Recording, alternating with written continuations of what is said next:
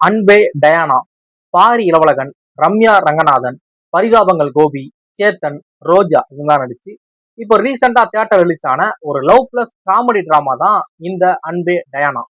இந்த படத்தோட ஸ்டோரி என்ன அப்படின்னா, வணக்கம், நான் ஆனந்த். படத்தோட ஸ்டோரின்னு பாத்தீங்க அப்படின்னா, ஆஹ், பாரி வந்து ஒரு தெலுங்கு பாய் ஃப்ரம் பெரம்பூர், ரம்யா வந்து ஆங்கிலோ இந்தியன் கேர்ள். இவங்க ரெண்டு பேருமே வந்து காலேஜஸ் ஒன்னா படிச்சுட்டு இருக்கிறாங்க. பாரிக்கு வந்து காலேஜ்ல படிக்கிறப்ப இருந்தே இவங்க மேல ஒரு லவ். கிட்டத்தட்ட 8 வருஷமா ரம்யாவை லவ் பண்ணிக்கிட்டு இருக்காரு. தன்னோட காதலையுமே 8 வருஷத்துக்கு முன்னாடி சொல்லிட்டாரு. ஆனா பல வருஷமா இவங்க வந்து அவரை வந்து ஒரு ஹோல்டுலயே வச்சிருக்கிறாங்க. இவனோட லாயல்ட்டி எப்படி, இவன் வெயிட் பண்ணுவானா, ஒர்த்தா, இவனோட காதல் வந்து ட்ரூ தானா, இல்ல சும்மா ஒரு மாசத்துக்கு பாக்குறான் அப்புறம் வேணாண்டு போயிடான் அப்படிங்கப்பட்ட ஆளா அப்படின்னு சொல்லி பல வருஷமா 8 வருஷத்துக்கு மேல ஹோல்டுலயே வச்சிருக்காங்க. அப்படியே இரு வா அப்படின்னு சொல்லி ஃப்ரெண்ட்லியா பேசுறது சுத்துறது அந்த மாதிரி தான் இருக்கு. அதை தாண்டி அவரு அவரு தன்னோட காதலை திரும்ப திரும்ப சொல்ல வந்தாலும் சரி, அவங்க அதை இது பண்றதே கிடையாது, ஹோல்டுலயே வச்சிருக்காங்க. இவரோட ஃபேமிலியை பொறுத்த அளவுல ரொம்ப ஒரு நல்ல குடும்பம், ரொம்ப ஒரு ப்ராக்ரஸிவான ஒரு மைண்ட் செட் இருக்க குடும்பம் பாரியோட ஃபேமிலி. எப்படி அப்படின்னா, நீ காதல்லாம் தாராளமா பண்ணிக்கோ, ஆனா நம்ம ஆளுகளை மட்டும் பண்ணணும், அது ஒண்ணு மட்டும் தான், மத்தபடி வேற ஒண்ணு காதலுக்கு நாங்க எதிர்லாம் கிடையாதுப்பா, நம்ம ஆளுகளை மட்டும் பண்ணணும் அப்படின்னா ஏத்துக்குவோம், அந்த மாதிரி ஆளு இவங்க. இவர் வந்து தன்னோட காதலை சொல்லி பல வருஷமா வெயிட் பண்ணிக்கிட்டு இருக்கிறாரு. ஒரு கட்டத்துல அவங்க வந்து ஓகே, நமக்கான பாய் வந்து பாரி தான் அப்படின்னு அவங்க முடிவு பண்ணி இவரோட காதலை அக்செப்ட் பண்ணிக்கிறாங்க. அப்படி பண்றப்ப இவங்க மேல இருக்கிற இன்ட்ரெஸ்ட் அவருக்கு போயிருது. ஏன் அப்படின்னா இவங்க வந்து கொஞ்சம் மாடர்ன் கேலா இருக்கிறாங்க. அஹ் இவங்களோட இவங்களோட அந்த ஒரு கல்ச்சர் இதெல்லாம் நம்ம ஃபேமிலிக்கு செட் ஆகுமா அப்படிங்கிற மாதிரி அவர் கொஞ்சம் யோசிக்கிறார். இது லைஃப்னு பாக்குறப்ப இது செட் ஆகுமா அப்படிங்கிற மாதிரி பல டவுட்ஸ் அவருக்கு வருது. இவரோட ஃபேமிலி ரம்யாவை எப்படி ஏத்துக்கிட்டாங்க, ரம்யா இவரோட ஃபேமிலியை ஏத்துக்கிட்டாங்களா அப்படிங்கிற ஒரு பக்காவான ஒரு லவ் பிளஸ் காமெடி டிராமா. இதுக்குள்ள அங்கங்க சோசியல் மெசேஜஸ் நிறைய வச்சிருக்கிறாரு, லேயர்ல லைட் லைட்டா வச்சிருக்கிறாரு. இந்த படத்துல நடிச்ச எல்லாருமே, என்டையர் கேஸ்ட் அண்ட் க்ரூமே, பாரி, பரிதாபங்கள் கோபி, ரம்யா ரங்கநாதன், சேத்தன், ரோஜா, இவங்க எல்லாருமே அந்த கேரக்டரை எப்படி ஆஹ், ஒரு கம்ப்ளீட் பண்ணணும், எப்படி அந்த கேரக்டரை ஒரு என்ஹான்ஸ் பண்ணணும் அப்படிங்கிறத கம்ப்ளீட்டா பண்ணியிருக்காங்க. பாரியோட ஆக்டிங்க வந்து நமக்கு ஜமாங்கிற அந்த ஒரு படம் போதும். அந்த ஒரு படத்தை அவர் டைரக்ட் பண்ணி அதே படத்தை அவரு ஆக்டிங்க அவர் எந்த அளவு அந்த படத்தை, ஏன்னா ஃபர்ஸ்ட் படமே அப்படி அந்த மாதிரியான ஒரு நடிப்பை வெளிப்படுத்துறதெல்லாம் அவ்வளவு சாதாரணம் கிடையாது. யாரும் இந்த படம் பார்க்கலன்னா ஒரு தரமான படம் ஜமா, ஃபர்ஸ்ட் படமே. அப்படி ஒரு படத்தை டைரக்ட் பண்ணியிருந்தாரு. அப்படிங்கிறப்ப அதுலயே அவரோட ஆக்டிங் வந்து அது அவரோட பீக் மாதிரி தான் எனக்கு. ஃபர்ஸ்ட் படத்துல ரொம்ப கம்மியா நடிச்சாரு, செகண்ட் படத்துல பயங்கரமா இருந்துச்சு, அப்படிலாம் இல்ல. இந்த கதைக்களத்துக்கு இந்த கேரக்டருக்கு எப்படி ஒரு ஆக்டிங் வேணும், அதுக்கு இந்த கேரக்டருக்கு என்ன மாதிரி ஒரு ஆக்டிங்கோ அதை கொடுத்துருக்காரு. ஆனா அந்த படத்தை டோட்டலா வேறையா இருக்கும் ஜமால. அதே மாதிரி சேத்தனும் சரி, அந்த படத்துல தன்னோட முரட்டுத்தனமான வில்லனிசம் காமிச்சிருப்பாரு. அவ்வளவு ஒரு நெகட்டிவ் கேரக்டர் இருக்க ஒரு கேரக்டர் நடிச்சிருப்பாரு. இதுல டோட்டலா வேறையா தன்னோட பையனுக்கு எப்படியாவது இது பண்ணணும், நல்லது நடக்கணும் அப்படிங்கிற மாதிரியான ஒரு கேரக்டரா, அந்த கேரக்டருக்கு நிறைய காமெடி சீன்ஸ் இருக்கிற மாதிரி, கொஞ்சம் சீரியஸ் அந்த கேரக்டர் மாறுற மாதிரி சொல்லி நிறைய விஷயம் இந்த படத்துல இருக்கு.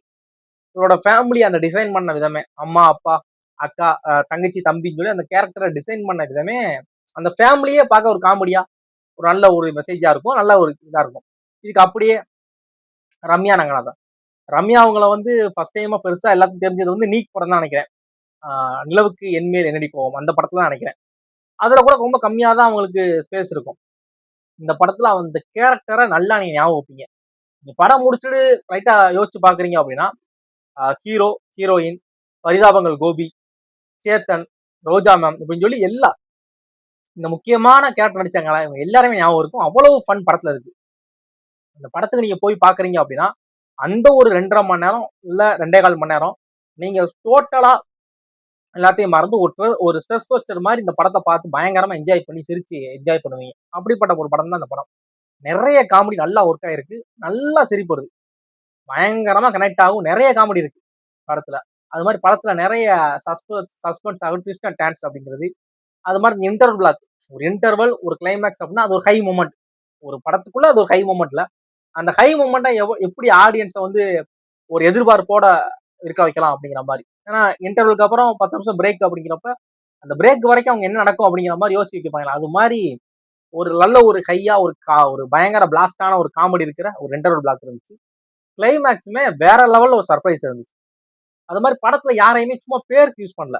பரிதாபங்கள் கோபி இருக்காங்க அப்படின்னா அவங்கள சும்மா ஒரு ஜஸ்ட் ஒரு சீனுக்கு யூஸ் பண்ணோம், சும்மா ஒரு 5 நிமிஷம் 10 நிமிஷத்துக்கு யூஸ் பண்ணோம், அதுக்கடுத்து அவன் அனுப்பிவிட்டோம் அப்படிங்கிற மாதிரி இல்லாம அவர் படம் ஃபுல்லா டிராவல் ஆகிட்டு இருக்க அந்த கேரக்டர். முக்கியமான எல்லா சீன்லயும் இந்த கேரக்டர் இருக்கு. ஹீரோட ஃப்ரெண்டா அந்த கேரக்டர் வருது அப்படிங்கிறப்ப நிறைய இடங்கள்ல அந்த கேரக்டர் இருக்கு.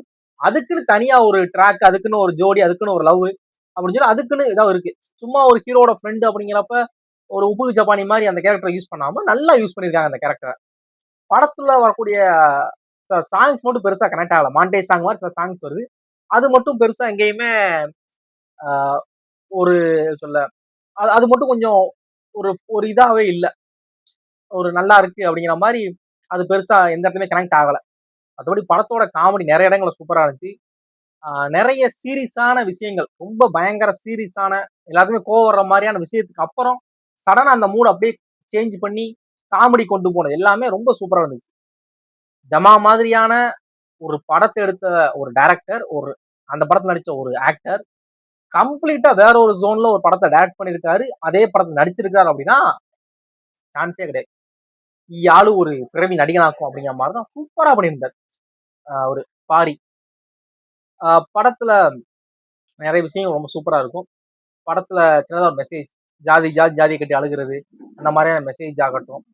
ஆஹ் ஒரு குழந்தை ஆயிருச்சு, குழந்தை பிறந்துருச்சு, ஒரு கட்டத்துக்கு மேல நமக்கு எதுக்கு அடுத்த கல்யாணம் அப்படிலாம் யோசிக்கவே வேணாம். அவங்களோட பாஸ்ட் லைஃப் வந்து ஒரு டாக்ஸிக்கா இருக்கு, செட் ஆகலாம் அப்படின்னா அடுத்த லைஃப் தேடி போற தப்பே கிடையாது அப்படிங்கிற மாதிரியான சின்ன சின்ன லேயர் நம்ம அதை கொஞ்சம் ஃபோக்கஸ் பண்ணா நல்லா நமக்கு தெரியும். இல்ல அப்படின்னா இந்த காமெடி நம்மளை என்கேஜா 2.5 மணி நேரத்துக்கு நம்ம வச்சுக்கோம். படம் உங்க நியர்பை தியேட்டர்ல அவைலபிளா இருக்கும். தாராளமா இந்த படத்தை பாருங்க. உங்க ஃபேமிலியோட பார்க்கலாம். எந்த வித தவறான காட்சிகள், கொஞ்சம் ஓவர் டோஸா ரொமான்ஸ் இருக்க மாதிரி அப்படிலாம் இருக்காது. நீங்க தாராளமா பார்க்கலாம். நல்லா என்ஜாய் பண்ணுவீங்க. பாருங்க. பார்த்துட்டு உங்களோட ஒப்பீனியன் என்ன அப்படிங்கிறத மறக்காம ஷேர் பண்ணுங்க. தேங்க்ஸ் ஃபார் வாட்சிங்.